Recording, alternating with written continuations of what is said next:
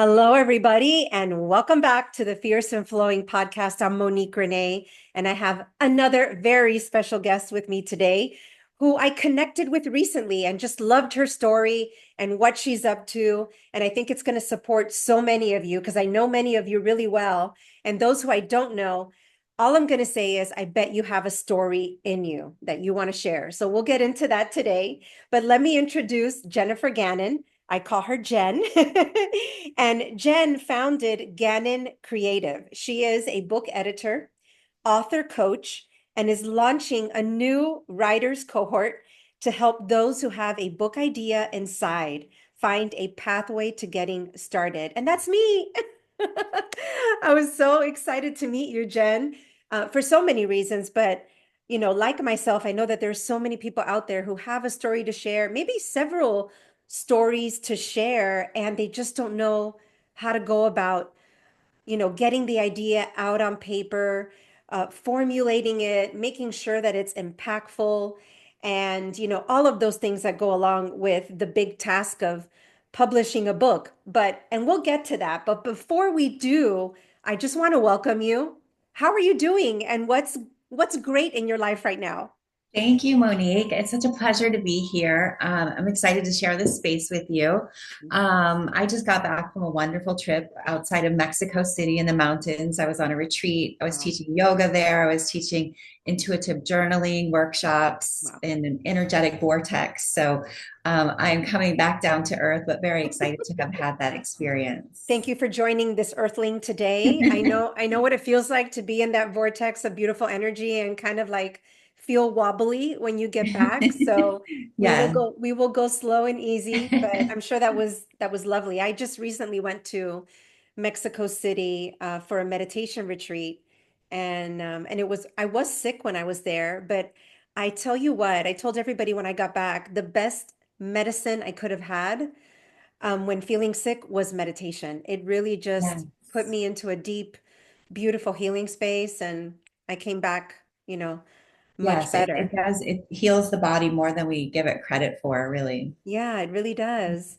So, so Jen, I love to start these conversations by going hard and deep fast. So we start these Awesome. fierce conversations by, giving you an opportunity to talk about a fierce moment in your life where you had to do something difficult, you had to step into your power, you had to really align with who you were, you had to set boundaries, you had to say no. All of these difficult challenges that we run into as women, but also as business leaders.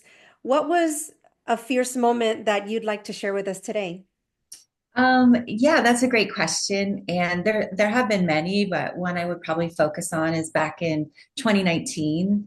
A series of coincidences and nudges from the universe brought me to a yoga teacher training. I Okay. was always passionate about yoga. I was always a yogi. My first yoga class I took as an easy, quote unquote, easy elective in college. And Right. that's where my love affair with yoga began. And a friend on New Year's Eve 2018 nudged me like, "Hey, Jen, you're so good at yoga. You're so good at showing me some yoga poses. You should become a teacher." I was like, yeah, I don't really have time for that.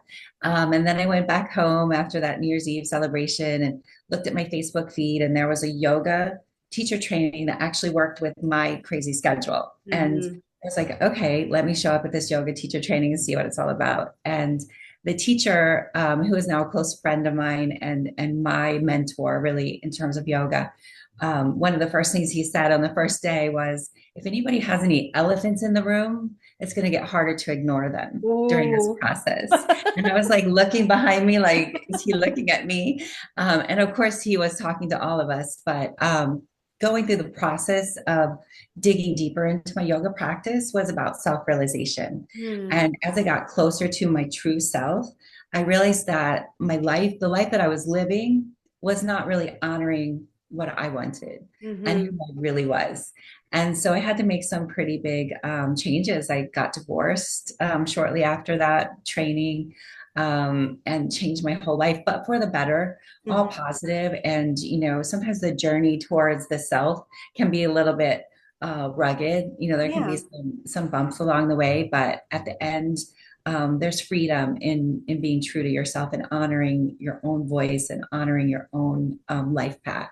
Absolutely. Thank you for sharing that. I went through something similar not long ago, and I started this brand, Fierce and Flowing, right after that because I had to, go through that deep self-realization as well and honor myself in ways that I didn't allow myself to before.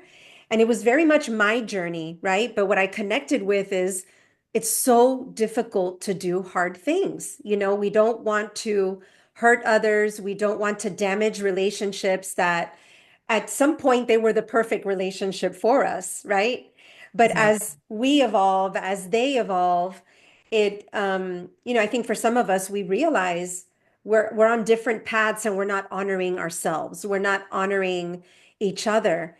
And especially when there's kids involved or many, many years, for me, it was a 23-year marriage, which is a lifetime. And it's a very, very fierce and difficult thing to do. So, first of all, I want to say congratulations Thank you. for having the courage, to go through that journey, to look at the elephant in the room. And it's so funny, Jen, that you say that.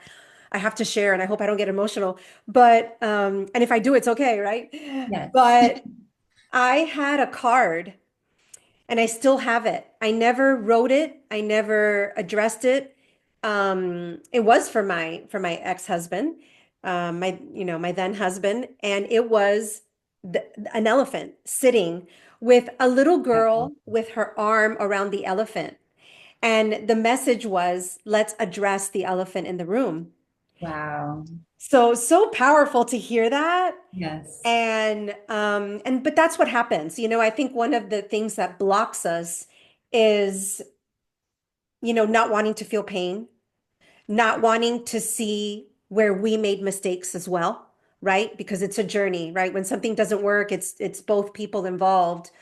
Um, and it feels safer to stay where we're so-called comfortable, right? Absolutely. And for me, a lot of it was my kids. Like I didn't want to disrupt their Yep. life. Yep. But at some point, I realized that it was the behavior that I was modeling for them because kids see way more than we think they see, you know.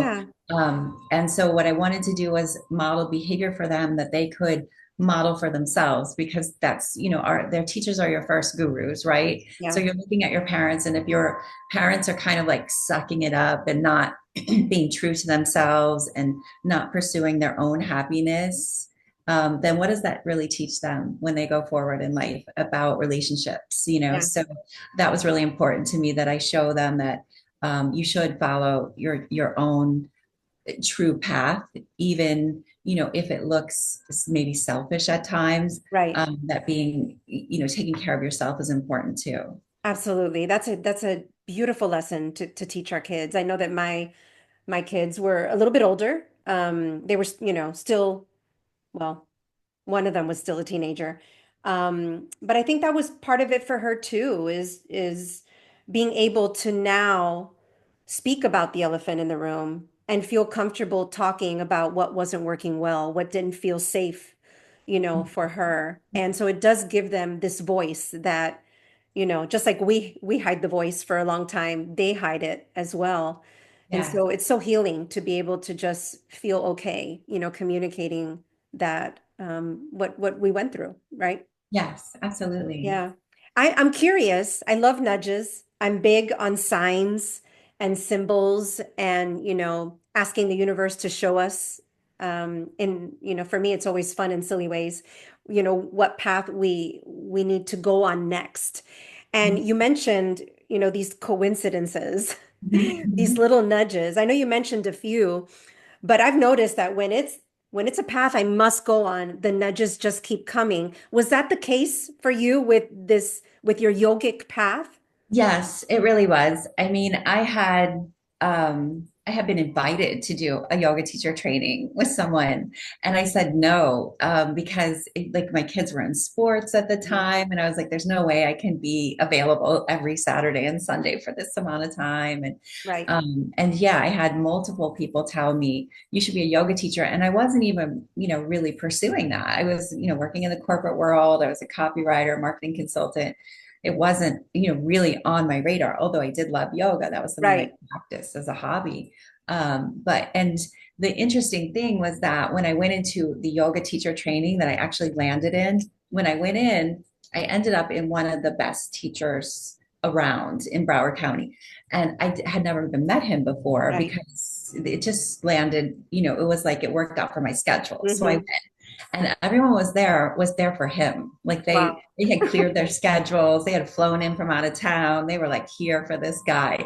And when I told them that I had never met him before, never taken one of his classes, It was like, what? they were like, really? What rock have you been And hiding under? exactly. They were like, are you crazy? You don't know.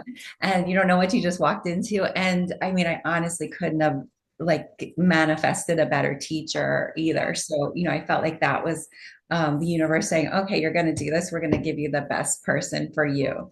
I So love that. I love yeah, that. Yeah, you mentioned something that I think a lot of us don't pay too much attention to, which is um, these comments and from other people in our lives, right? yes. Constantly telling us where we're shining, where we're doing good, where we have natural gifts and talents. And sometimes whether it's self-sabotage or guilt or shame, whatever it is, we kind of like we don't listen to it. But one of the best ways I find um, that helps us to kind of align with our gifts is listen to what people are saying about you, right? And we kind of just block it out. But for you, it sounded like everybody was saying, "Hey, you're so great at yoga, you should teach." Yes, and I think that's so true. I think that the universe speaks to us in a multitude of ways, Yeah, whether it's, a nudge from a friend or even, a post on social media or right. a lyric from a song or somebody walks by you with a t-shirt on. I think there's a million different ways that the universe can Yeah, nudge you in the direction. And I'm a little bit better than I was in 2019, 2018 that at listening to those nudges and following right. my intuition. But I do think sometimes things like our ego or Yeah, fear, or the idea of playing small, those things can hold us back from yeah. noticing those nudges. But I think that's a really good point that you bring up. Like, where do you shine? Because that's probably where you should lean into. Absolutely. And I'll put this out there because lately I've been sharing it quite a bit. It just keeps coming up. I feel like it's one of the best exercises. But there's an exercise called Reflective Best Self. I'll send it to you. And anybody out there who wants it, message me and I'll send you a copy. But it gives you very precise instructions on sending certain people in your life in different capacities of your life, instructions on would you mind telling me of a time when I was great, and then really being specific about how you showed up, what you did, what you said, and giving all that feedback back to you. And when you collect that from like 10 people and you begin to see the patterns, what an eye opener. And it's really like a heart expander, I love in that so in my much. opinion. Yeah. That's really, really great. I would love to see what you have on that Yeah. because I do think, like, I collaborate a lot. Hmm. And, when I collaborate, I'm like, your superpower is this, my Right. superpower is this, and this is how we can come together and make something happen. But yeah, Exactly. more opportunities to really lean into someone telling us what they perceive our superpower to be would be Yeah, really beautiful. absolutely. Now, you mentioned for you that yoga was really about self-realization. Mhm. I don't hear this from everybody. I know for me, um, it has a leg in self-realization. I'm a dancer by training all my life, and so Oh, I think beautiful. for most dancers, they eventually go into Pilates or yoga. And Mhm. because I'm deeply spiritual, yoga really, called me and kind of brought together the body training with the breath work and then prayer. And so I'm curious, as a certified yoga teacher, what you learned about self-realization from the lens of yoga. Yeah, so the ancient yoga text talks about it. So, like the the Yoga Sutras, Patanjali Mm-hmm. Yoga. In the Yoga Sutras, he really doesn't talk about asana very much Okay. at all. I Hmm. think it's mentioned twice in the whole book. So the ancient yogis, like the medieval Indians that were writing about yoga, they were really practicing asana to allow them to meditate longer. Wow. So the asana, all the poses are about the spine and the hips. Oops, I just Yes. so that you could sit and meditate longer. And the Hmm. idea was that if you could quiet the chattering vortices of the mind, then Right. you could connect to the true self, which is the voice of the soul. Yeah. And so even if we're in, a hot power vinyasa, we Yeah. can still accomplish that. And oftentimes the hot power vinyasa wears us out so much that at the Yeah. end, when we get into Shavasana, our Yeah. mind has no choice but to be quiet. Right. And that's when the magic happens. And that's why Mm. often you'll hear a yoga teacher say Shavasana is the most important pose of the Yep. of the class, right? Yes. And everything led up to that moment so that you can just relax into the quiet in between the thoughts. Yeah. Thank you for sharing that. And I love that. I did not know that about the asanas.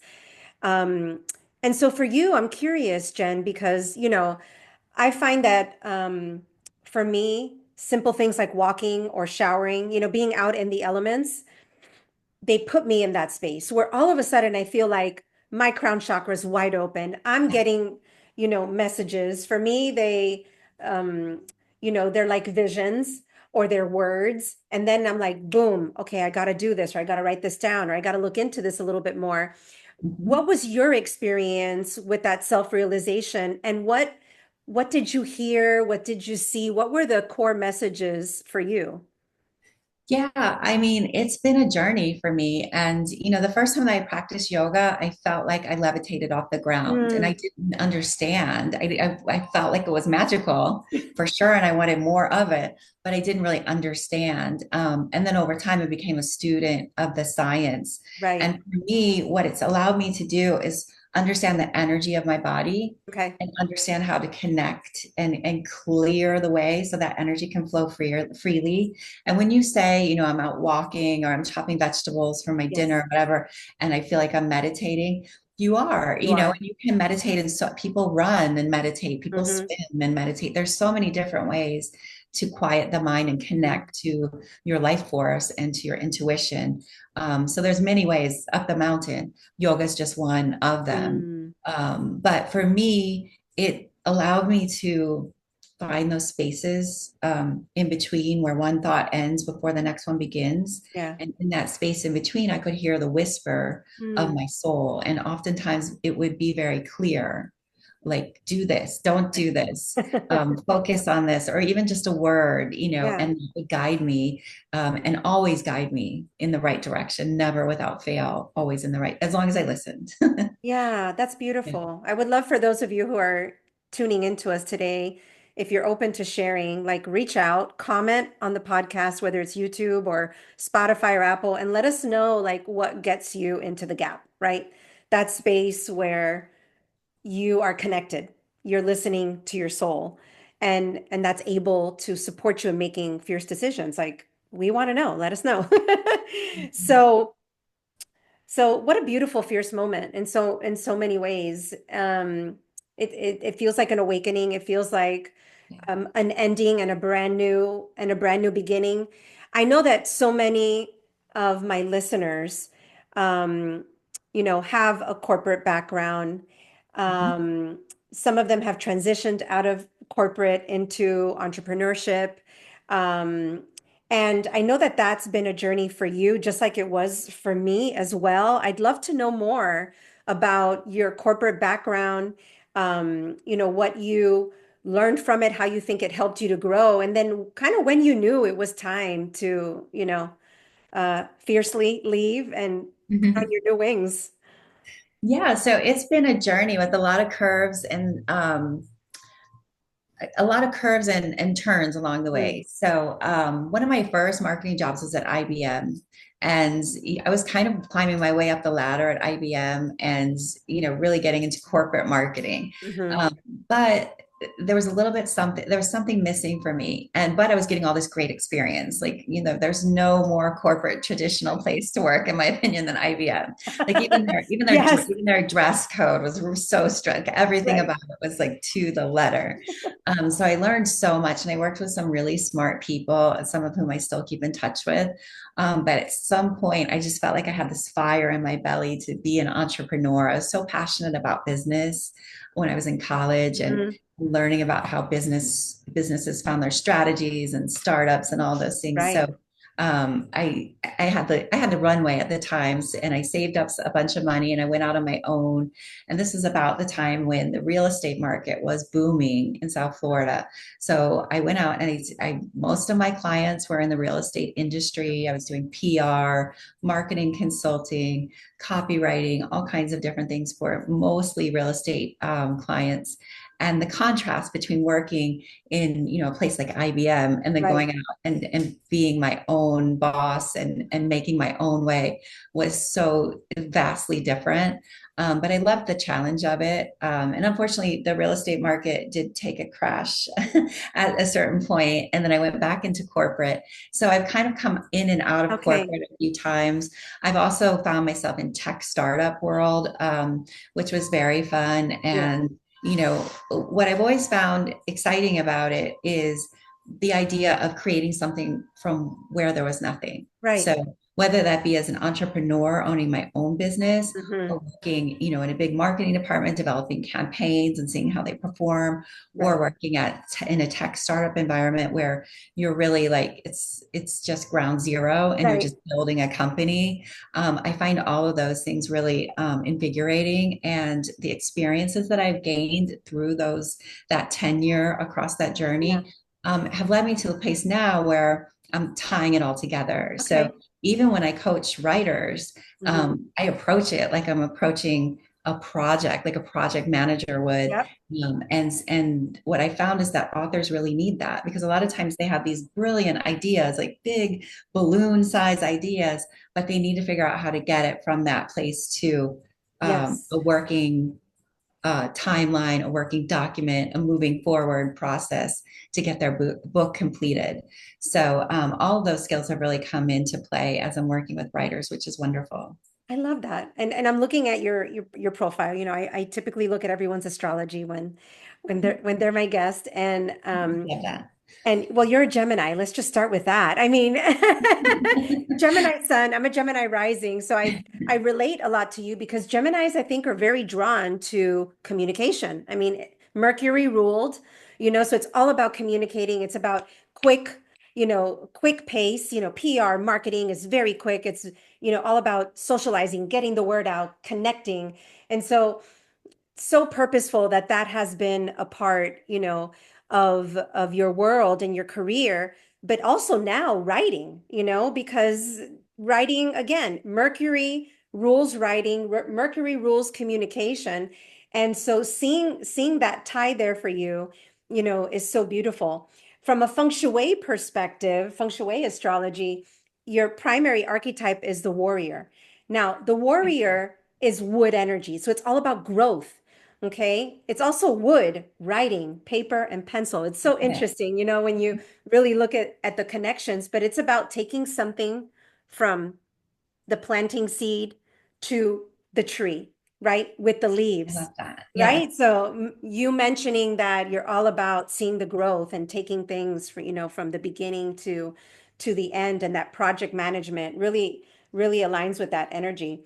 The other thing I see in your feng shui astrology is the spirituality, the deep spirituality that you're talking about. You have in your soul area, you have the archetype of the dreamer, which is really um the only element, well, let me not say the only, because metal is as well, where we have one foot in spirit and one foot on earth. So there's a deep connection to spirituality, to breath work, to all of these spiritual sciences. And I would say you're probably a deeply sensitive person where, maybe you cry easily or you connect with people's stories so easily that you feel it, on your body. absolutely. I love Yeah. it. So let's make this connection a little bit further. Why writing? Why publishing? How did that come in as such a specific passion for you that it became part of, your career now and what you're doing? Yeah, I mean, I've been a writer since I was a little girl. My mother recently mailed me, she said, "This is your first manuscript." She Oh mailed me my something I God. wrote when I was 7 years old, and it's called The Secret of the Woods. And I still think it has potential, so we'll see. Wow. But yeah, when I was a little girl, that was what I would climb a tree with my notebook and sit up there Mhm. and write. And all I ever wanted to be was a writer. That's all Wow. I wanted to be. That's a So I dream. guess you could say I was born this way. Totally. And I've always wanted to, like, I've always been passionate about words. Even if I'm writing copy, corporate ad copy, I still love it. I love everything about words. And I know that that really is reflective of my Gemini, the communication and everything. But it's just been since I was a young girl. Wow. Okay. And have you published yet? Or I'm assuming there's a book in you that's about to Yeah. be Yes, birthed. I'm working on my own book at the moment. I've published many articles, Okay. a lot throughout the years, but I have yet to publish a book. So that is on my agenda. I'm going to be working right by side the sides of my writers this year and Yes. getting my book I done. love it. So tell us a little bit more about, the work that you're doing now and yeah, and what you're offering these days.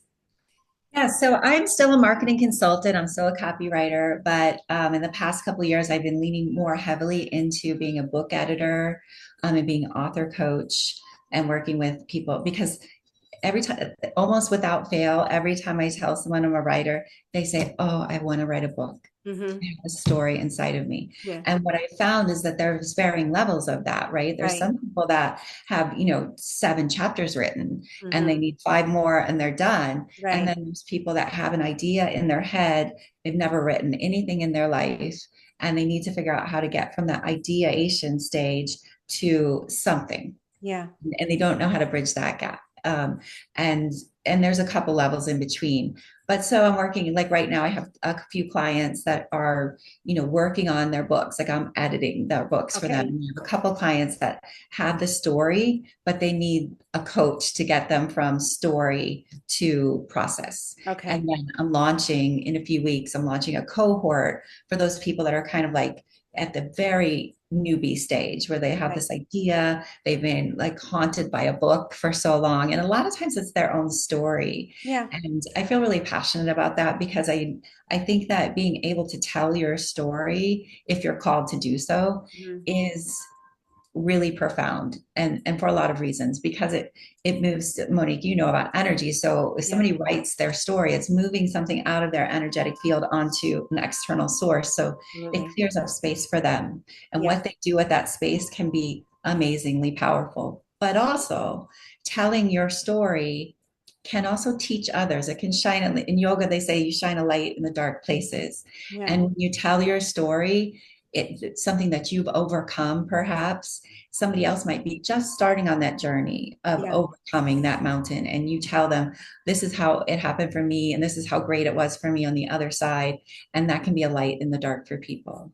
I love it. I love it. Yeah. And I just think that the process of just writing your book, whether you publish it or not, is so healing. There's a sense of freedom that provides you, to your point. It just clears out your energetic body. It's somatic, right? It's just being able to put the words on paper, something that you've maybe never shared before. Yes. So this group, is it like, how long is it? Is the whole point that they're going to have a published book by the end of it? What's the process that you've created? Yeah. No, the point is not that they will have a published book at the end. The point is more to honor their creativity. Okay. And so I often like coach authors in that way because they'll say, "Okay, well, I want to figure out the genre and the audience and Yeah. how many book sales I'm going to make." And I'm like, "Well, let's focus on giving the voice to the creativity first, Okay. because if we jump forward Yeah. into the matrixy stuff, then it's gonna put the flame out." Yeah. So my goal for the cohort is to bring people together in community, Okay.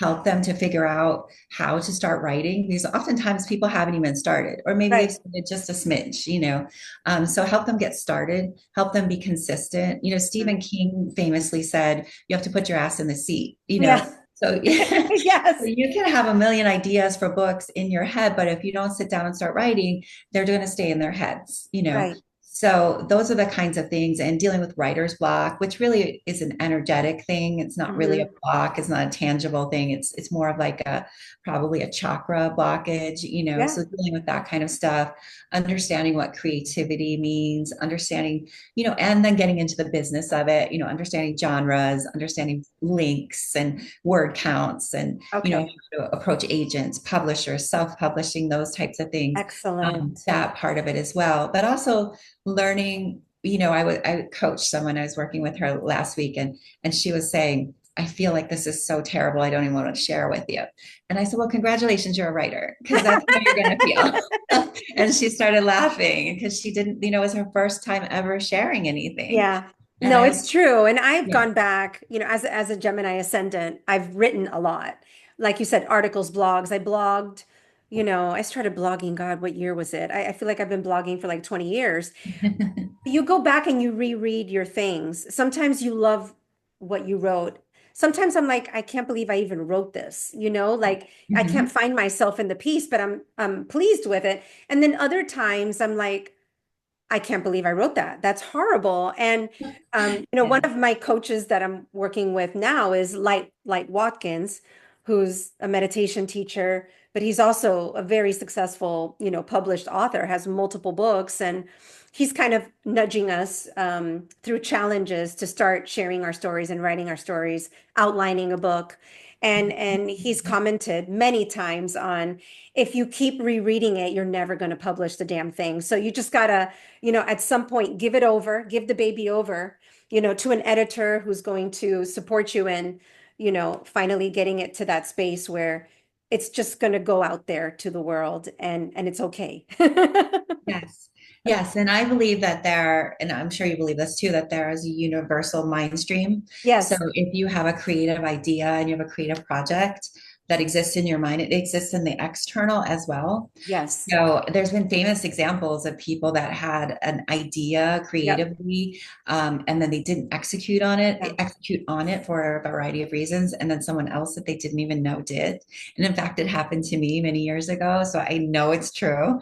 It happens Um, to me every day. I'm like, damn it, why didn't I move that's a good idea. forward? Yeah, Yes, yes. But the creative work has a life of its own. yeah, And I think that all what we do is we figure out how to nurture it yeah. and we fan the flames to keep the fire burning. Yeah, and I Um, love that you're creating a container, and I think that's really powerful. And we know today, you and I are in a container together, and when you have a dedicated container where you're held, right? Energetically, you're held, spiritually, you're held.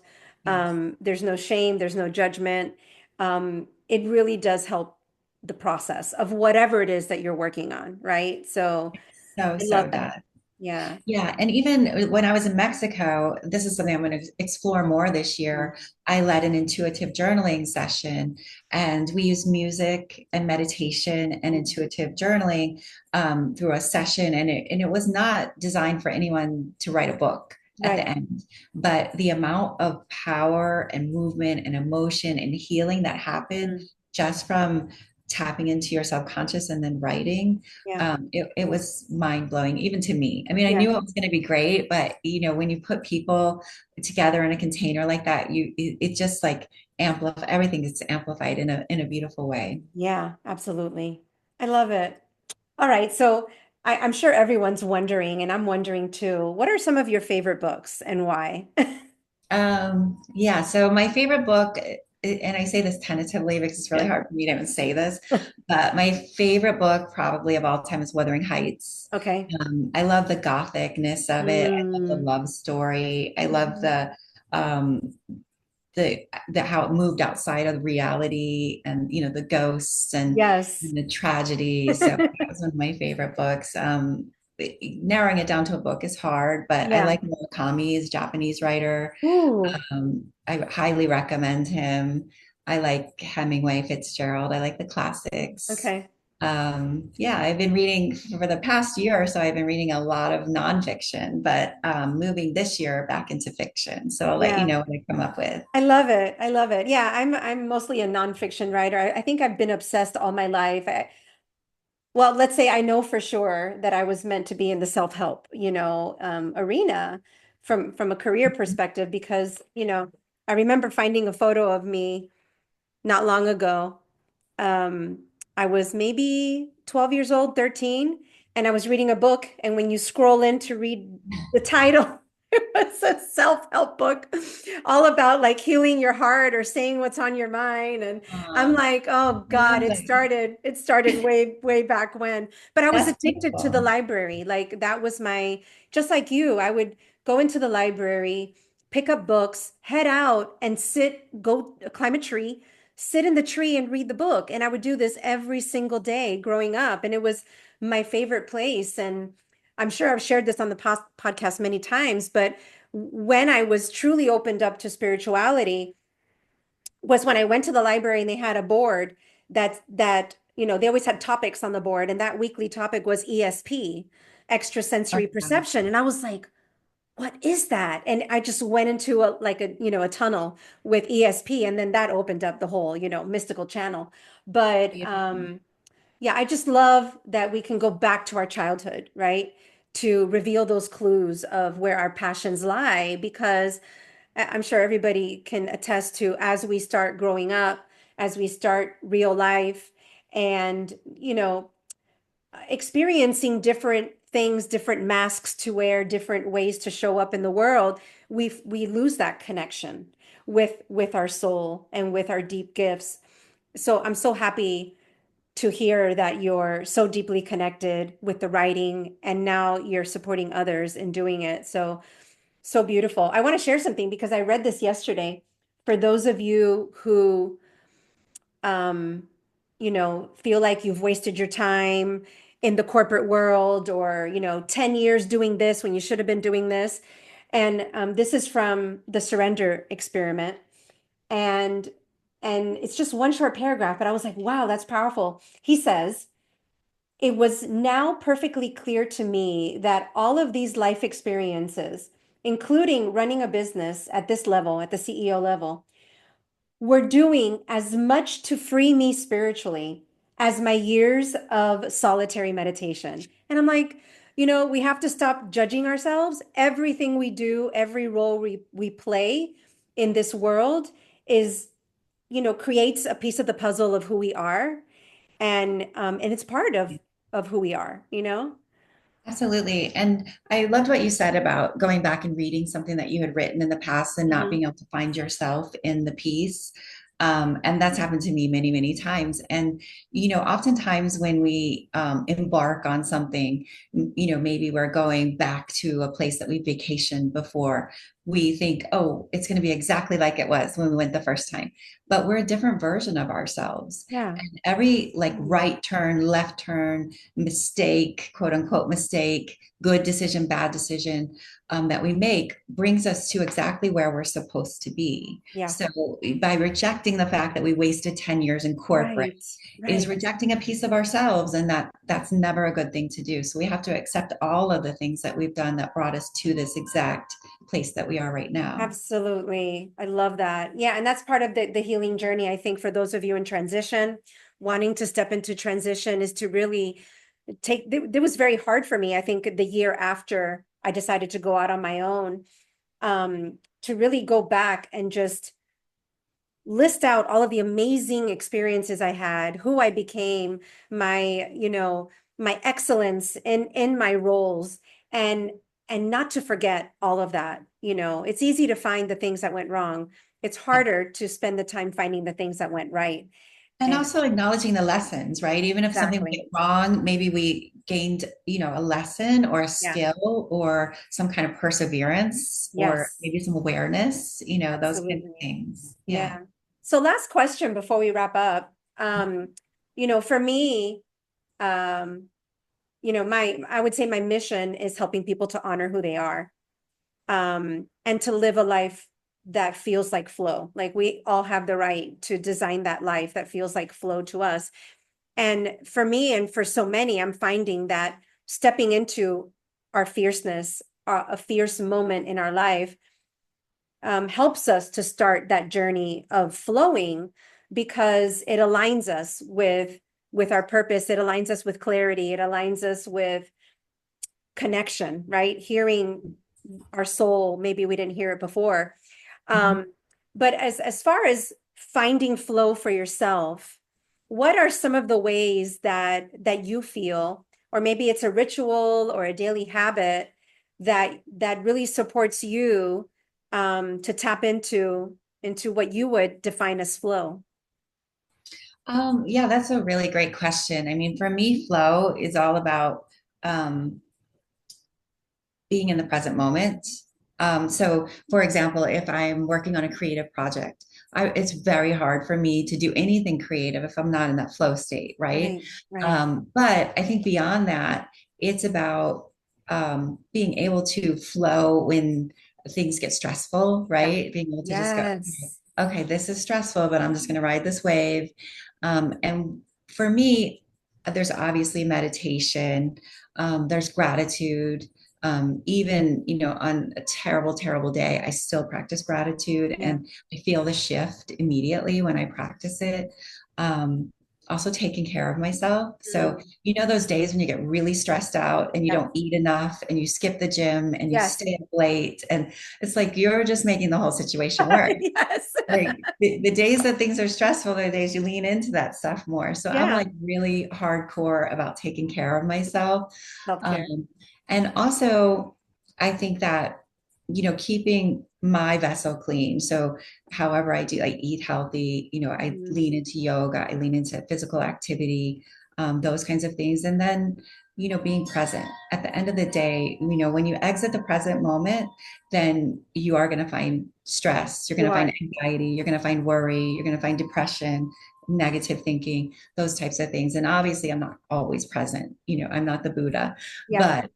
but that is my goal, is to be as present as I can be. Like when I'm talking to you, I'm thinking Hmm. about what I'm saying to you, I'm thinking, listening to what you're saying, and I'm trying to be as present as possible. And the Yeah. more that I do that, the more everything is in flow. I love it. Thank you for sharing that. Yeah. Thank you. So if someone wants to learn more about working with you, whether it's one-on-one for like editing or this group, what's the best way for them to reach you? So they can find me on Instagram. It's probably the quickest way, at Gannon Writes. Go on Instagram, send me a note. I'm launching the program next week. So Okay. they can sign up for February, Okay. get more details, ask me all the questions they want to ask me. We can meet and talk about it. But at Gannon Writes on Instagram is the best way. Okay. And if this episode doesn't come out in time, because it's possible that it may not come out maybe like a week after, are you offering it again? Is it It's a rolling admission. okay? Perfect. And it's with no beginning, no end. So if you Okay. feel like you're okay, I finished my children's book, I'm going to exit the group, then yes, it's Excellent. no Excellent. commitment. Mhm. Awesome. Jen, thank you so much. I loved our chat today. Thank you Yes, for me showing too. up and sharing your story. And I just know there's going to be lots of people out there who are going to, have a story within them and really want to be in a sacred, safe environment where they can, work on that idea and get it to the next step. So I'm That's grateful to you. wonderful. Thank you so much for having me on. It was a pleasure. Take care. And everybody, we will see you next week for the next fierce conversation.